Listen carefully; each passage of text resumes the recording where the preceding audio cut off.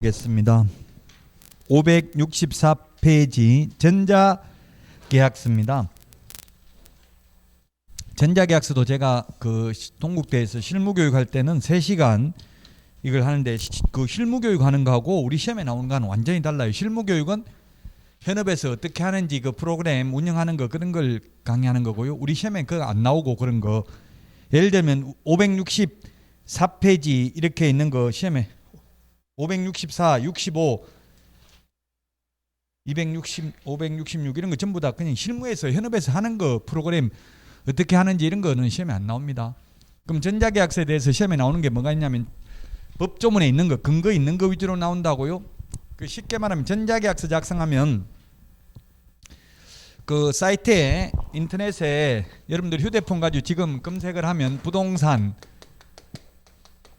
부동산 거래 전자계약 시스템 전자계약 시스템이라고 치보면 나올 겁니다. 홈페이지가 시스템 계약 시스템 이 홈페이지에 나오는 게 뭐라고 되어 있냐면 전자계약을 체결하면 첫 번째 경제적이고 홍보 영상이 있습니다. 그게 경제적이며 그 다음에 편리하고 편리성, 경제성, 뭐 경제적 같은 말이죠. 경제성, 편리성, 그 다음에 안전성 이 3개를 홍보하고 있습니다. 경제적인 거는 매수인 임차인에게 대출 금리를 할인해 줍니다. 이건 시험에는 물론 잘 안 나오고 현실적인 겁니다. 대출 금리 할인해 준다. 법조문에는 없거든요.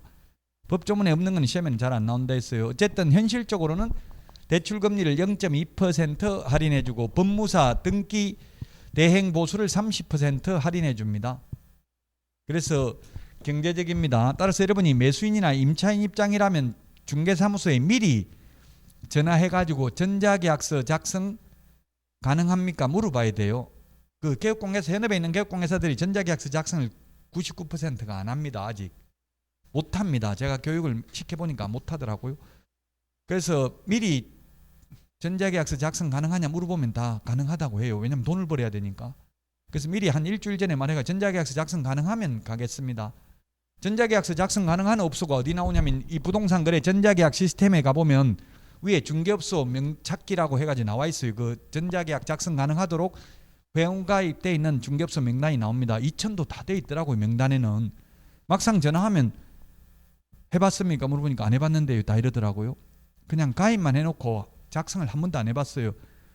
우리 휴대폰, 스마트폰 한 번도 작동 안 해보면 이게 처음 할 때는 굉장히 당황스럽고 힘들죠.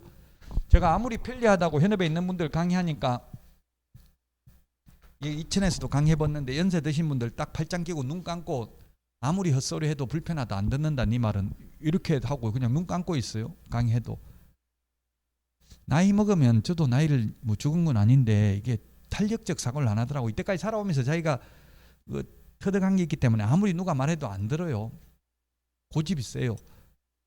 저부터도 마찬가지. 저도 아들이 저보고 꼰대라고 하더라고. 완전히 고집도 세고 저는 안 그런 것 같은데 그 또 이게 젊은 사람이 볼 때는 그런 것 같아요. 아들하고 정치 성향도 완전히 다르더라고. 말해보니까 그게 충격받았어요. 그래서 뭐 설득 해봐도 되지도 않고 그냥 네 인생 네가 살고 내 인생 내가 살고 포기해야 돼요. 그냥. 어쨌든 편리한데도 현업에 교육해보면 안 편리하다고 이야기해요. 경제적이고 편리한 이유는 종이 계약서 없어도 되고 도장 없어도 됩니다. 전자적으로 인터넷 화면상 계약서 씁니다. 그래서 종이도 필요 없고 또 도장도 안 찍어도 되니까 전자서명하면 되니까 편리합니다. 그런 게 온라인상 계약을 하니까 안전한 거는 이게 정부에서 지원하는 시스템이기 때문에 위변조가 불가능합니다. 저는 그 실무교육 하려고 직접 제가 임대차 계약서, 매매 계약서를 직접 전자적으로 작성해 봤어요. 전자계약서를 작성해 보니까 그 전자서명이 완료되고 나면 시점 확인 필, 타임스탬프라고 해요. 타임스탬프 시점 확인 필 해가지고 확인 필 1이라는 도장이 찍힙니다. 즉 타임스탬프가 찍힌다고 전자서명이 완료되고 나면. 그리고 임대차 계약인 경우는 확정일자가 부여되고 나면 시점 확인 필 2의 도장이 찍힙니다. 그리고 매매 계약인 경우는 부동산 거래 신고가 수리되면은 시점 확인필 이 도장이 찍힙니다. 그래서 위 변조할 수 없습니다. 계약이 언제 성립하는지 명확하게 나와 있습니다. 종이계약서 적어놓으면 나중에 계약 날짜를 둘이 합의해가지고 바꿔버릴 수도 있잖아요. 근데 위 변조가 불가능하기 때문에 안전합니다. 그리고 또 신분증 확인뿐만 아니라 휴대폰 본인 인증을 통해서 한 번 더 본인이 맞는지 확인함으로 안전하다고요. 일단 지금 이거는 법 조문에 없는 내용이니까 시험에 잘 안 나오고요. 그러면 시험에 잘 나오는 거는 뭐냐면 법 조문에 있는 거 확정일자 따로 받으러 동주민센터에 갈 필요 없다. 부동산 거래 신고할 필요 없다. 해제 신고할 필요 없다.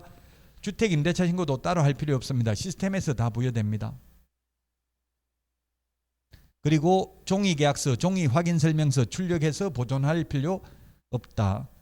또 이게 안전하다고 하는 게 무등록 중개업자를 예방할 수 있다. 예, 이거는 개업공개사들만 전자계약서 가능합니다. 법무사도 변호사도 전자계약서 작성 못합니다. 오직 등록된 개업공개사를 통해서 중개거래만 전자계약서가 가능합니다.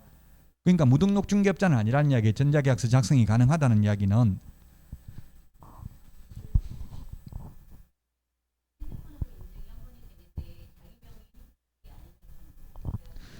네, 반드시 본인 명의의 핸드폰이 있어야 돼. 지금 핸드폰 가지고 그 어플리케이션에 전자계약이라고 치보면 어플리케이션이 있습니다. 어플이 플레이스토어나 앱스토어에 가서 전자계약이라고 치면 어플리케이션이 있고요. 거기에서 자기 계약 내용을 언제든지 조회할 수 있어요. 종이계약서 따로 가지고 있을 필요가 없어요. 계약을 했으면 그 조회하면 나옵니다. 본인 휴대폰이 있어야 됩니다. 그래서 의외로 이걸 해보니까 현업에서 본인 휴대폰이 아닌 사람이 많더라고요. 부모 휴대폰 가지고 있고 애인이 사줬다 하고 이런 거 많이 있더라고요. 저는 없는 줄 알았는데 많아요. 의외로 나무 명의로 돼 있는 거. 와이프도 자기 아버지가 아니구나. 우리 자기 아버지 맞네.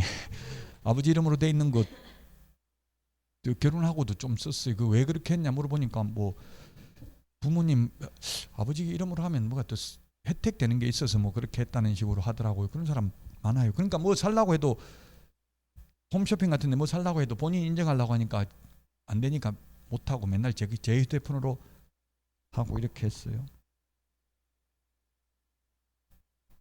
제 카드로 쓰면은 문자가 날라오잖아요. 뭐 썼는지 전부 다. 그러니까 그 본인 걸로 뭐 모든 거 이상한 거 사는 건 다 자기 걸로 하더라고. 자기 휴대폰, 자기 카드로 가지고 공통으로 쓰는 거는 제 카드로 가지고 다 하고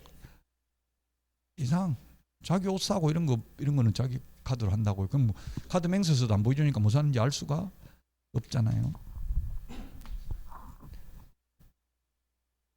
제가 밥 먹은 거는 수시로 다 검사해가지고 누구랑 먹었는지 이런 거 다 보고 밥값이 갑자기 뭐 많이 나왔으면 어느 여자하고 먹었냐 해서 이렇게 묻는다고요. 혼자 살았으면 좋겠어요. 요즘 같아서는 그냥 전자계약 다 했습니다. 569페이지 소유권 이전 등기 보존 등기입니다. 시험에 잘 안 나옵니다. 이건 부동산 등기 특별조치법. 왜 잘 안 나오냐면은 2006년 노무현 정부 때 실거래가격 신고제도가 도입됐습니다. 1월 1일 실거래가격 신고하고 신고 필증 받으면 금인받은 것으로 보기 때문에 시험에는 거의 최근 15년간 거의 안 나왔습니다. 한 번 정도 출제됐습니다. 자, 569페이지 소유권 이전 등기 60일 이내입니다. 잔금일로부터 소유권 이전 등기 보존 등기 할 수 있는 날로부터 60일 이내입니다. 그러면 쌍무계약은 반대급부 이행을 완료한 날부터인데 우리 프린터 이 37번에 보면 2번에 있습니다. 2번 37번에 2번 소유권 이전 등기는 잔금일로부터 60일 이내 해야 되고 안 하면 취득세 빼기 2% 곱하기 5배 과태료 부과합니다. 569페이지 소유권 이전 등기 다음에 정해진 날로부터 60일 이내라고 돼 있죠. 60일 밑줄 치놓으시라고요. 그게 박스 안에 보면 반대급부 이행을 완료한 날, 이 말은 잔금 치른 날이라고 계약일이 아니고 60일 이내 해야 됩니다. 소유권 보존 등기도 할 수 있는 날부터 60일 이내 해야 됩니다. 570페이지 소유권 보존 등기도 할 수 있는 날부터 60일만 밑줄 치놓으시고요. 60일 이내에 해야 됩니다. 위반하면 3번, 위반하면 지금 길게 적어놨는데 이걸 줄이면 취득세 표준세율 빼기 1000분의 20, 1000분의 20이 2%잖아요. 취득세 표준세율은 4%죠. 2주택이면 8%, 3주택이면 12%, 법인이 취득하면 12%지만 표준세율은 4%니까 4% 빼기 2%, 1000분의 20이면 2%라고요. 그럼 2% 곱하기 5배. 왜 이렇게 복잡하게 적어놨냐 하면 옛날에는 이게 등록세 5배였어요. 그 이명박 정부 때 세금 줄인다고 세금 줄이겠다 이렇게 뉴스에 나오더라고요. 뭔 세금을 줄였나 보니까 세목을 줄였어요. 세목. 세금은 세액은 하나도 안 줄이고 그냥 취득세 등록세를 합해버렸다고요. 그래가지고 그냥 지금은 뭐라고 불러요? 취득세라고 부르죠. 그래서 세목이 줄어들었어. 세금 제목이 줄어들었다고요. 조삼모사잖아요. 조삼모사. 그럼 국민들은 아 세금 줄었구나. 세금 16개인가 지방세가 뭐 18개인가 있다가 줄였어요. 16개인가로.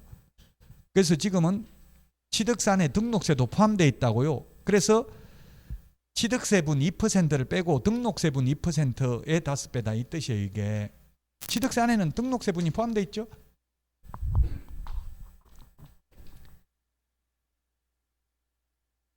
자, 그 다음에 571페이지 계약서 금인제도인데요. 금인계약서라고 하는데 이게 뭐냐면 금인계약서라고 해서 미리 금인 도장이 찍혀있는 계약서를 쓰는 건 아니에요. 계약서를 작성해가지고 시군구에 가서 도장을 받아요. 금인 도장을 받으면 검사하고 도장 찍어주는 거예요. 스탬프 도장을 찍어줘요. 이렇게 몇 년 몇 월 며칠 2000시장 이렇게 도장 찍어주는 거 이걸 금인계약서라고 불러요. 자, 금인을 받아야 금인 대상입니다. 금인 대상. 금인 대상이 두 번째 줄 맨 뒤에 매매, 교환, 증여 계약은 금인 대상이다. 그 다음에 동그라미 2번 판결서도 금인 받아야 된다. 근데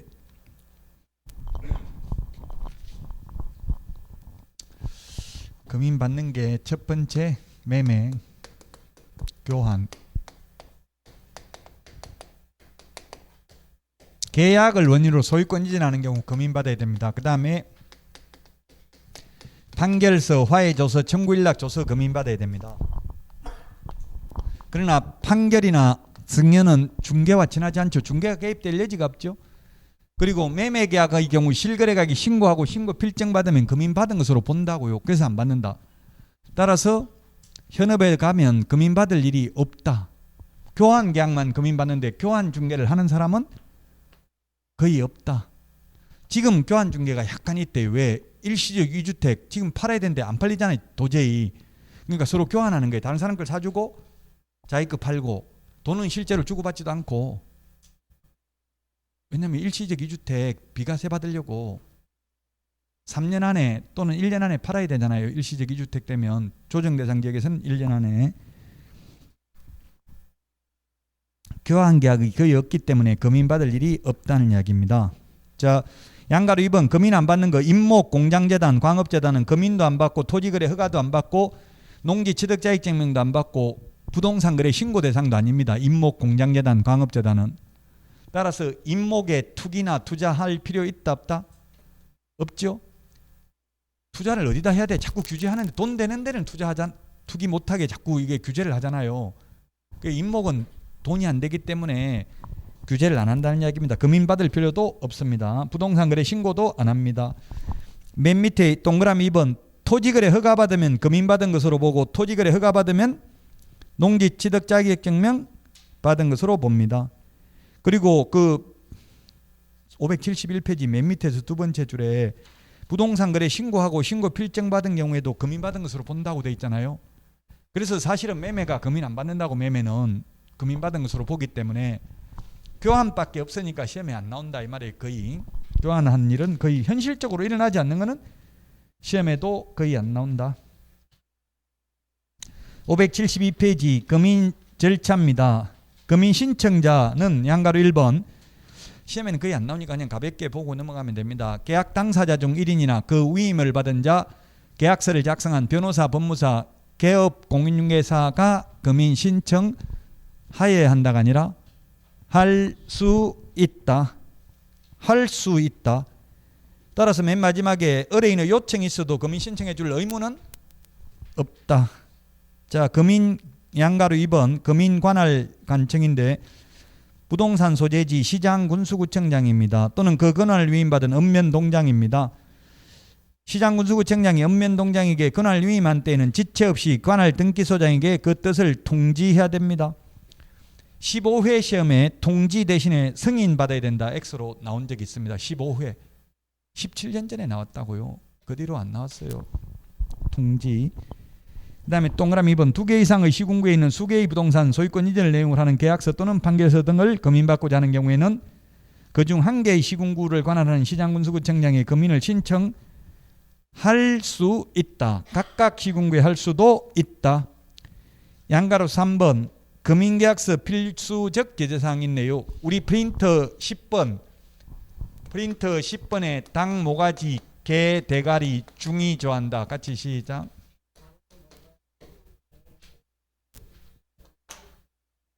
프린터 10번 당 모가지 개 대가리 중이 좋아한다. 시작.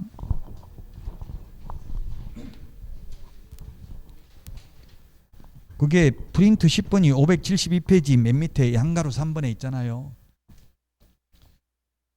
자, 그 다음에 573 금인계약서 교부 및 송부입니다. 동그라미 1번 금인 신청을 받은 시장군수구청장은 계약서 또는 판결서 등의 형식적 밑줄 치세요. 실질적 심사를 하는 게 아니라 형식적 심사만 합니다. 당모가지 개대가리 중이 좋아한다만 기재되어 있는 여부를 볼 뿐이지 통장 입금표 보자 실제 거래한 거 맞냐 이런 거 묻지 않습니다. 우리 등기법에서도 등기관이 실질적 심사 안 하죠. 형식적 심사만 하죠. 등기법에서도.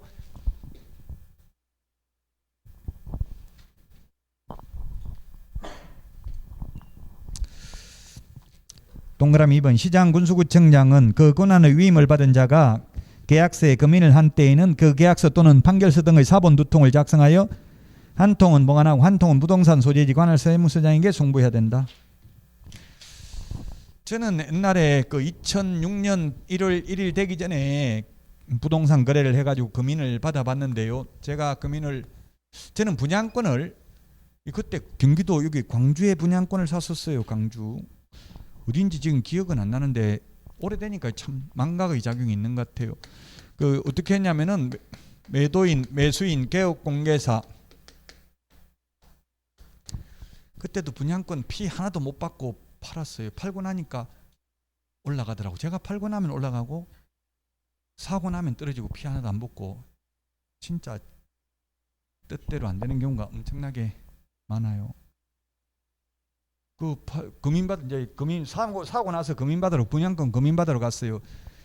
옛날에는 금인계약서 어떻게 하냐면 이렇게 3개를 적으면은 매수인이 다시 2부를 더 적어가지고 금인받으러 가는데 옛날에는 관행이 보면 실제 1억에 거래했으면 금인계약서는 이 금인계약서에 기재되는 금액이 지방세 취득세 신고가액입니다. 취득세는 뭐라고 돼 있냐면 가세표준이 신고가액을 가세표준을 한다. 다만 신고가액이 지방세 시가표준액에 미달하는 경우는 지방세 시가표준액을 가세표준을 한다. 이런 말은 들어봤죠?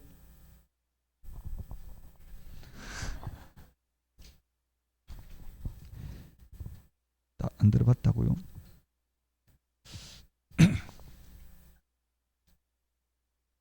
그런 말이 있어요. 안 들어봐도 지방세법에 보면 있는데 그래서 이 금인계약서에 기재되는 금액이 취득세 신고가액입니다. 그래서 옛날에 1억에 거래하면 법무사들이 지방세 시가표준액만큼 맞춰서 5천만 원 이렇게 적어줬어요. 금인계약서에. 그래서 청문회 국회 청문회 하나 보면 고위공직자 옛날에는 다운계약서 적는 게 관행이었다. 나도 몰랐다. 그냥 법무사한테 맡겼다. 이런 말을 많이 하잖아요. 사실입니다. 그때는 정상적으로 신고한 사람 한 명도 없었어요. 무조건 거의 지방세 시가표준액만큼 맞췄어요. 그 당시 2005년도 이때 취득세가 얼마였냐면 5.8%였습니다. 취득세가 2%, 등록세가 3%, 지방교육세, 노후청 특별세 합하면 5.8%였어요. 지금은 4.6%죠. 표준세율이 4%에 지방교육세, 노후청 특별세 하면 4.6% 아닙니까? 취득세. 이것도 또 처음 들어봐.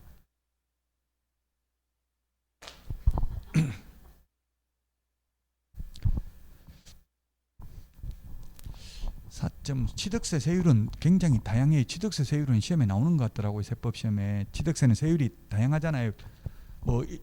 그냥 주택 6억 안 되는 거 사면은 1%뭐 이런 식으로 다 1.1%죠. 그래서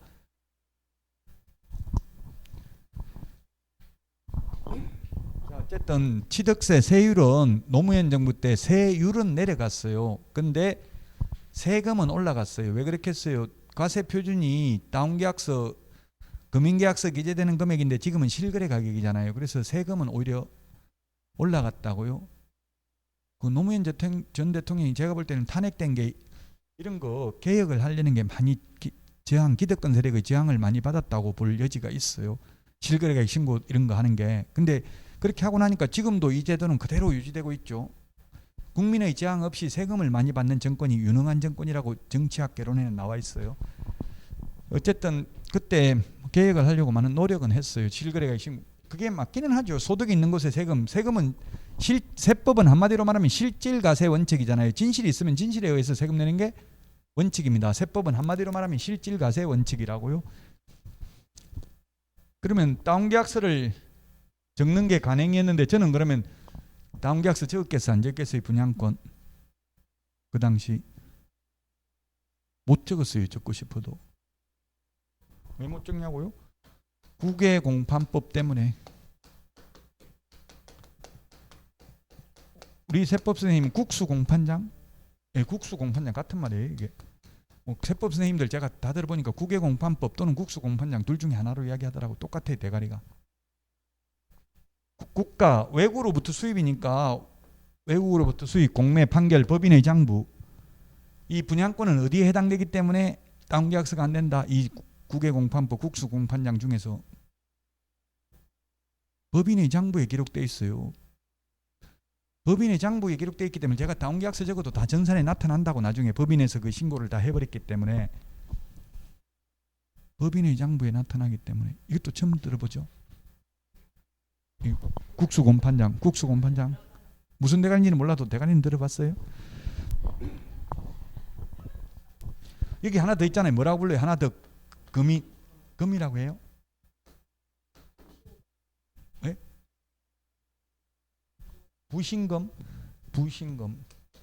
부신금이라고 해요.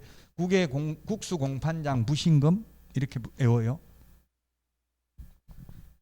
이거는 대가리가 하나씩인데 이건 부신금은 3개나 하네. 부동산 거래 신고 등에 관한 법률에 의해서 검증체계에 의해서 검증받은 경우 이 말이겠죠.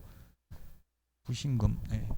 이거는 실거래가격으로 세금 낸다고. 그래서 다운계약서 적을래야 적을 수가 없다는 이야기입니다. 자, 그러면 제가 6시 내 고향 끝나면 시청자 칼럼에 이런 게 나오더라고요. 상가를 10억짜리를 그 세입자가 싸게, 지방세 시가 표준액이 10억짜리예요. 근데 금매로 싸게 그냥 그 세입자가 인수했어요. 5억에 인수했다고요? 매수를 했다고요? 그럼 이거 취득세 실거래가는 얼마라고요? 실거래가 5억, 지방세 시가 표준액 10억. 이거 취득세 10억에 대해서 내냐고 5억에 대해서 내냐고. 이게 KBS 6시 내 고향 끝나면 시청자 칼럼이라고 간혹 나와요. 거기에 나왔던 내용이에요. 이거 얼마에 대해서 세금 내냐고요? 10억에 대해서 세금 냅니다. 10억에 대해서 낸다고. 왜냐면 실제 5억에 샀다 하더라도 검증 체계가 없습니다. 상가는. 이 상가라고 제가 상가라고 했네. 상가는 검증 체계가 없다고. 토지 주택만 검증 체계가 있어요. 현재. 검증 체계가 없어서 그 사람 억울하다. 나는 분명히 5억에 통장 입금표 다 있고 입증할 수 있다 해도 정부에서도 지금 현행법상 어쩔 수가 없다. 검증 체계가 없으니까. 검증 체계 만들어라 하니까 만들도록 노력은 해보겠다. 이렇게만 하고. 왜냐하면 상가가 그렇게 거래 빈도가 높지가 않고 왜 안 만드는지는 모르겠어요. 어쨌든 상가는 지금 검증 체계가 없어요. 토지 주택만 있고. 그래서 이게 분양권의 경우는 다운계약서 적을래야 적을 수가 없다. 법인 장부에 기록되어 있기 때문에. 그 제가 금인 받으러 가니까 도장 찍어가지고 한 장은 돌려주더라고요.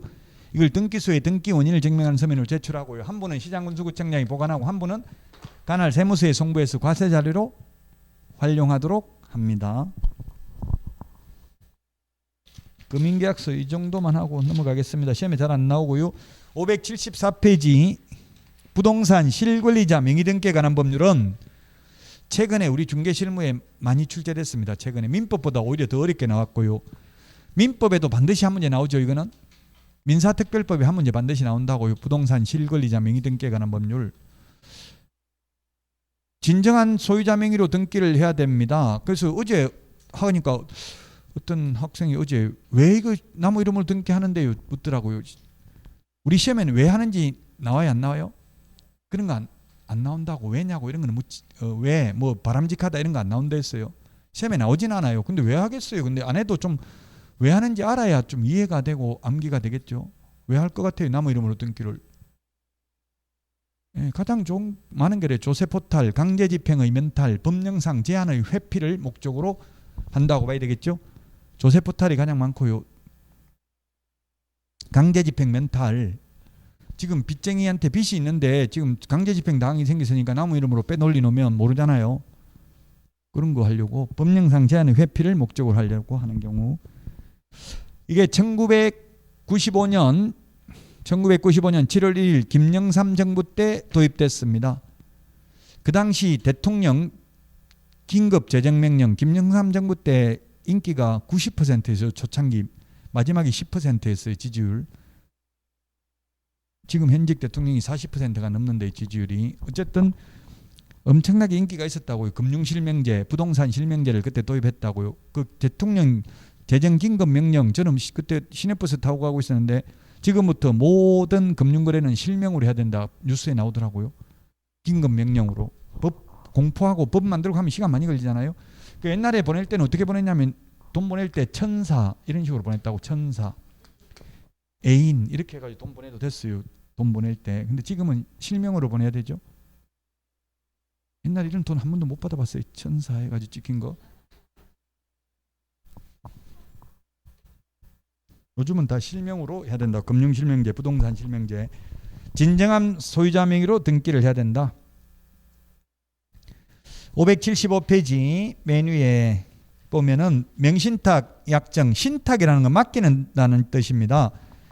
부동산입니다. 부동산 밑줄 치시고요. 동산은 명신탁이 성립할 수 없습니다. 부동산, 소유권, 기타, 물권 밑줄 치시고 부동산 밑줄 치십시오. 보유한 자 또는 사실상 취득하거나 취득하려고 하는 자가 다른 사람과의 사이에서 대내적으로는 실권리자가 부동산에 관한 물건을 보유하거나 보유하기로 하고 그에 관한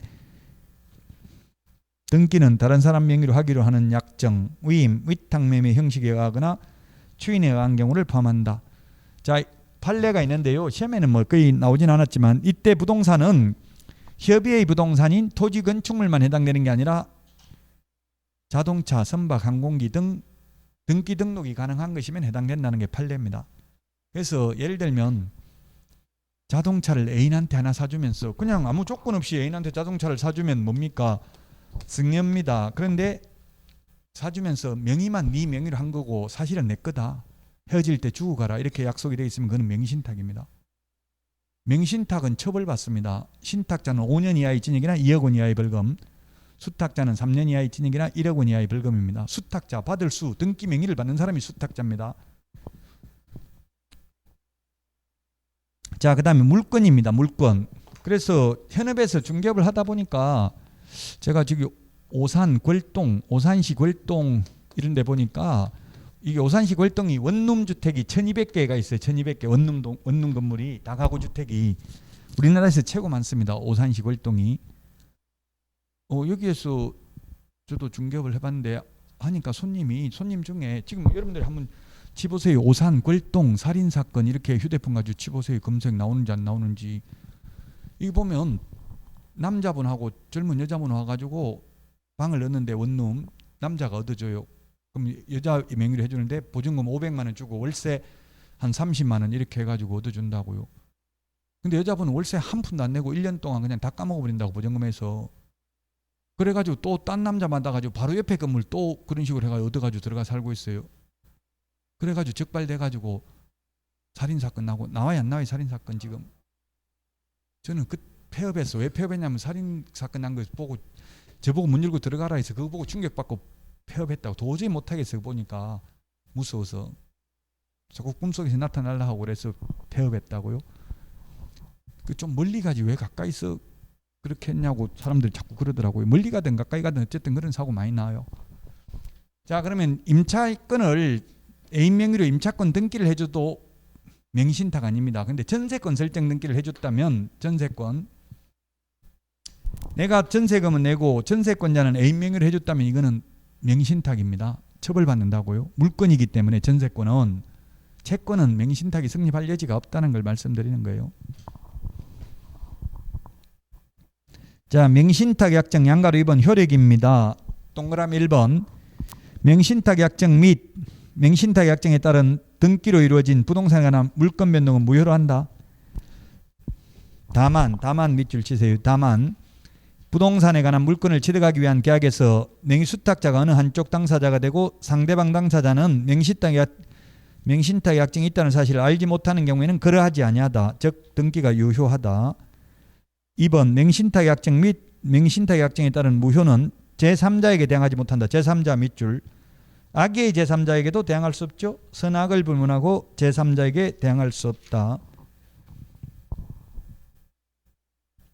576페이지 명의신탁에서 제외되는 거 양도담보, 가등기담보, 상호명신탁, 신탁법에 의한 신탁 등기 이런 거는 명의신탁에 해당되지 않습니다. 처벌받지 않습니다.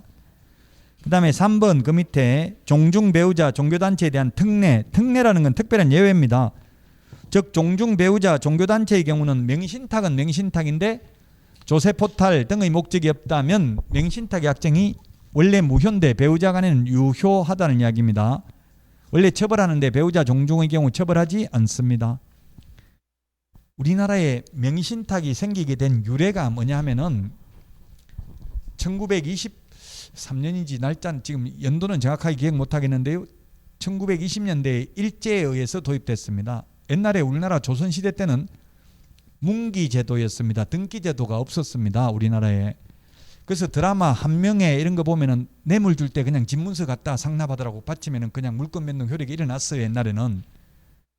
그런데 일제시대 때 등기제도를 도입해가지고 등기해라. 등기 안 하면 주인 없는 걸로 보고 국가에서 몰수하겠다 이렇게 했어요. 그 당시 부동산이 전부 누구 앞으로 돼 있었냐면 문중 앞으로 돼 있었어요. 1900년대까지. 우리나라는 중앙집권국가라고 조선시대 때 배웠지만 제가 볼 때는 부족국가였어요. 거의 문중에서 다스렸다고 옛날에 마을을. 저도 제 집안도 마찬가지예요. 그랬는데 또 그 당시에는 종중 이름으로는 등기를 못하게 했어요. 자연인 이름으로만 등기를 하게 했어요. 그러다 보니까 어떻게 해요? 종중의 종손, 장남 앞으로 등기를 할 수밖에 없었어요. 옛날에 문중 어른들 말 안 들으면 호적에서 파내겠다 이러면 말 들을 수밖에 없어요. 돈을 다 문중에서 가지고 있으니까. 지금은 그렇게 말해봐야 듣지도 않아요. 저도 명절에 안 가는 게 맨날 가면 싸워요. 왜냐하면 지금 형님 앞으로 등기가 돼 있어요. 산이 엄청나게 많은데 그 문중 어른들이 저보고 그런 게 아니야. 형님 보고 그러더라. 지금 이제 문중 앞으로 등기되니까 문중 앞으로 등기 돌려야 되는 거 아니냐. 넘기자 이렇게 하니까 형님이 그거 내가 팔아먹는 건 아닌데 뭐 또 돈 들여가지고 취득세 내고 돈 내가면서 그렇게 할 필요 뭐 있으니 제가 뭐 팔아먹습니까 하고 이렇게 하더라고. 그러니까 문중 어른들이 저보고 넌 어떻게 생각하는데 너 법 배웠으니까 말해봐라 하더라고. 저 모르겠는데 그런 거 신경 안 쓰고 모른다고 그다음부터 안 가요. 그러니까 맨날 집안에 싸움만 하고 문중도 없고 전통 간섭이 풍비박산 난 거예요. 다 장남 앞으로 돼 있으니까. 그러니까 맨날 집안간이 싸우고 이렇게 하죠. 또 그리고 배우자 명의신탁도 옛날에는 누구 이름으로 했어요. 부부 공동재산이라도 같이 벌면 거의 남자 이름으로 부동산을 많이 샀다고요.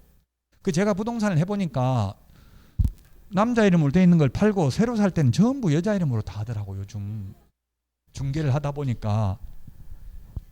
누구 이름으로 해야 돼? 이 부동산은? 내 이름으로 해야 돼. 내 이름으로. 내 이름으로 돼 있는 거 남 주는 거는 쉬워요. 만약에 헤어지더라도. 근데 남 이름으로 돼 있는 거는 빼앗아 오기는 엄청나게 어려워요. 일단 내 이름으로 해야 돼요. 세금 같은 걸 떠나서.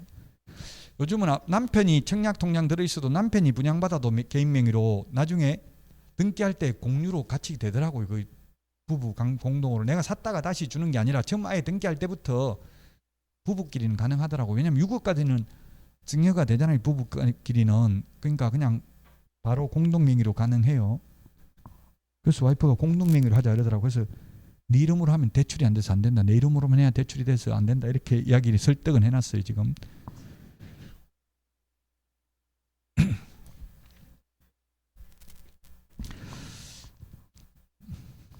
자, 그다음에 특례, 그 맹신탁에는 해당되지만 특별히 처벌하지 않고 유효하다는 뜻이고요. 577페이지 맹신탁 약정의 유형과 효력입니다. 이자간 맹신탁, 이전형 맹신탁 또는 양자간 맹신탁, 그 다음에 578 삼자간 맹신탁, 중간 생략형 맹신탁, 579페이지 계약 맹신탁. 자, 처음으로 보니까 지금 578, 579 시험에 최근에 30, 32에 나왔다고 적혀져 있죠. 이 민법에서도 요 두 개가 거의 나옵니다. 이 두 개, 삼자간 맹신탁하고 계약 맹신탁, 요 두 개가 시험에 거의 출제된다.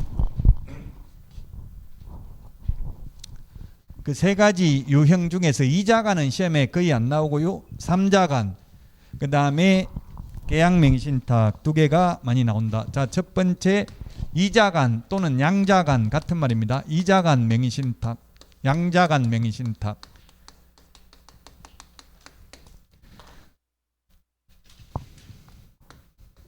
신탁자, 맡기는 사람이 신탁자입니다. 수탁자, 수탁자는 등기 명의를 받는 사람이 수탁자입니다. 이 두 사람 간의 명신탁 약정 무효입니다. 명신탁 약정은 무효. 그로 인한 물권 변동 효력 등기도 무효입니다. 등기도 무효, 명신탁 약정도 무효. 그러나 이러한 무효를 가지고 선악을 불문하고 제3자에게는 대항할 수 없다. 제3자는 악의의 제3자라도 유효하게 소유권을 취득하고요. 수탁자가 수탁부동산을 임의로 처분하더라도 형법상 횡령죄의 죄책이 성립하지 않는 걸로 대법원 판례가 변경됐습니다. 그러면 이때 소유자는 누굽니까? 신탁자, 수탁자. 등기는 수탁자 명의로 되어 있다고요. 보통 뭐 갑을, 병 이런 식으로 나오겠죠. 지금 병 명의로 등기되어 있는 이 상태에서 소유자가 누구냐고요? 갑입니까? 병입니까? 을입니까? 을 명의로 등기되어 있다고 수탁자니까 누가 소유자냐고요? 갑이 소유자지. 무효니까, 등기가 무효니까, 효력이 없으니까 갑이 소유자입니다. 그래서 진정명의 회복 등기를 신청하거나 또는 무효인 등기 말소 청구할 수 있습니다. 이런 맹신탁을 했다 해서 이게 민법 103조 반사회 질서적 행위에 해당되지는 않는다. 민법 103조 위반이면 이게 불법 원인급여거든요. 불법 원인급여면 이미 지급했다면 돌려받을 수 없잖아요. 근데 이게는 불법 원인급여는 아니다. 판례가. 왜냐하면 대부분 판사들도 기득권자이기 때문에 그런 판례가 나온다고 봐야 되겠죠. 판례가 무조건 진리에 부합하는 것은 아닙니다.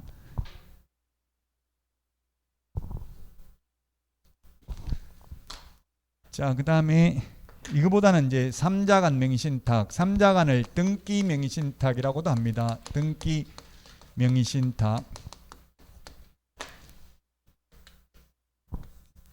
매도인이 매수인에게 팔았습니다.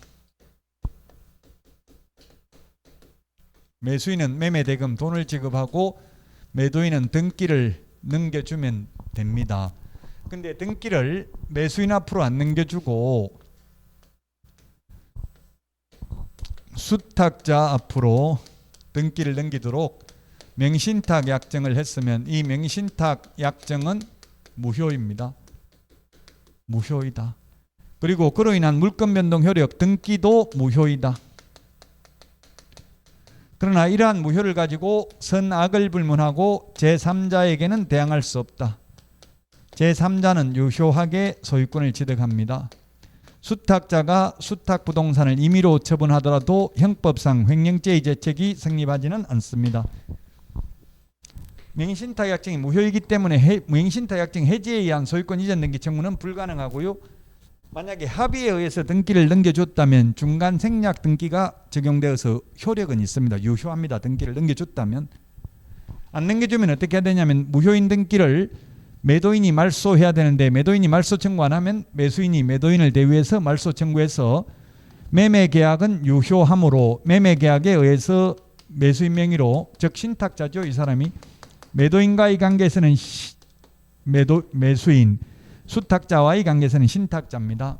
매수인, 신탁자 명의로 등기를 경유하는 때에 소유권을 취득합니다. 신탁자 5년 이하의 징역이나 2억 원 이하의 벌금, 수탁자 3년 이하의 징역이나 1억 원 이하의 벌금에 해당됩니다. 계약맹신탁입니다.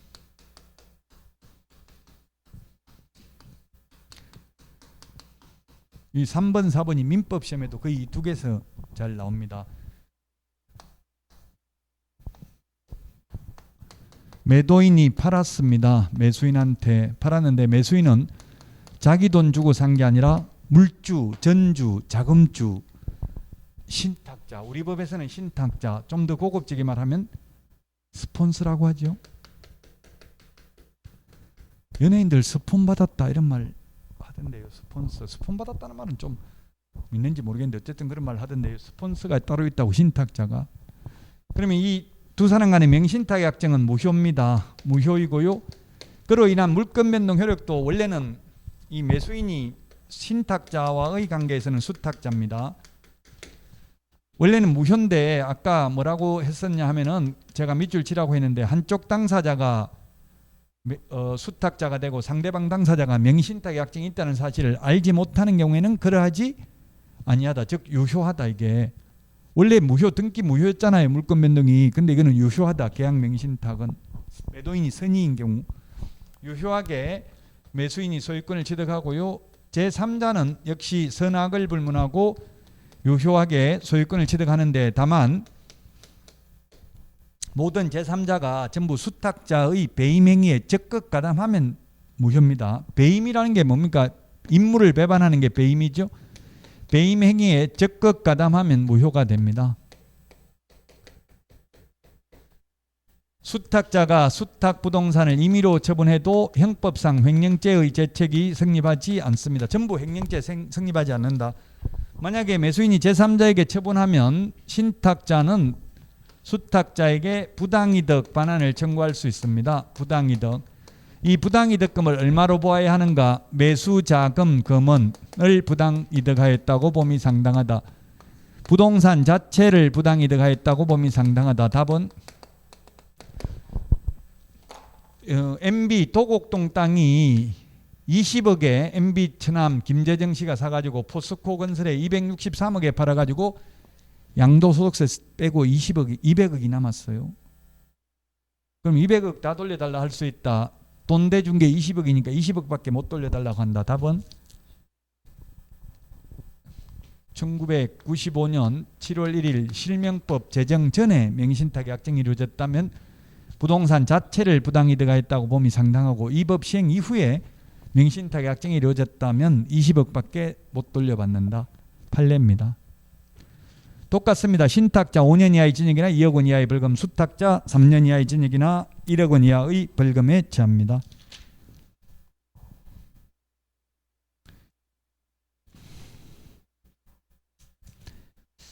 (580페이지) 그 벌칙이 나와 있는데 민법에는 벌칙 시험에 안 나오죠.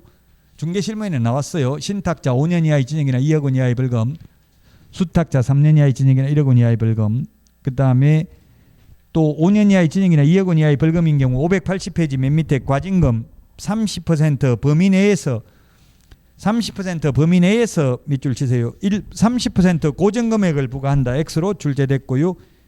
그 다음에 581페이지 맨 밑에 이행강제금인데요. 과징금 부과일로부터 1년 지나도록 실명 등기 안 하면 1차 이행강제금 10%, 또 1년 지나면 2차 이행강제금 20%를 부과하고 끝입니다.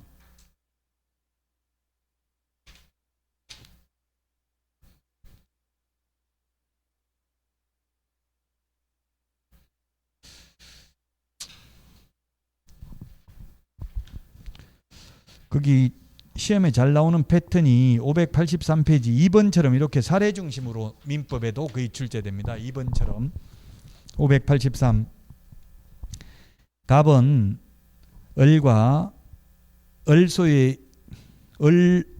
X부동산 매매계약을 체결하고 친구 병과의 명신탁 약정에 따라 을로부터 곧바로 병 명의로 소유권 이전 등기를 했다.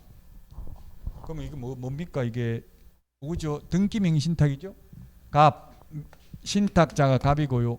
을이 수탁자고요. 병이 매도인, 정이 제3자 이렇게 되겠죠. 옳은 것을 모두 고른 것은 했네요. 기역 갑과 병간의 약정이 갑이 누구예요? 갑은 을과 Lx 소유 부동산 매매. 이게 병이 이게 잘못 적었네. 병이 을이 이게 아니고 을하고 병하고 잘못 적었죠. 을이 매도인이고 병이 수탁자네요. 이 갑을병 이걸 잘 봐야 돼. 그러니까 기역 갑과 병간의 약정이 조세포탈 강제집행의 면탈 법령상 제한의 회피를 목적으로 하지 않는 경우 명신탁 약정 및 등기는 유효하다. 무효고요. 유효는 배우자 종중 종교단체만 조세포탈 목적이 없는 경우 유효하다고 했어요. 아까 배우자 우리나라는 옛날에는 남편 이름으로 주로 한 게 관행이었다고요.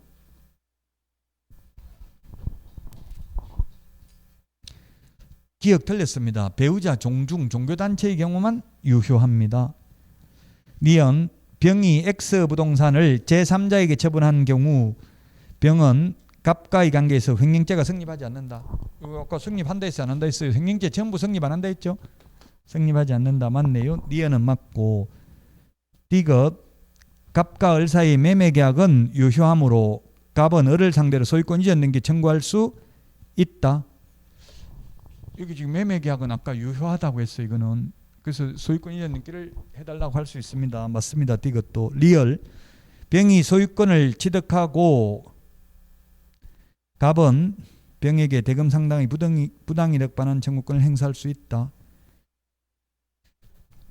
갑이 소유권을 취득 못하죠. 그래서 리얼은 틀렸는데요.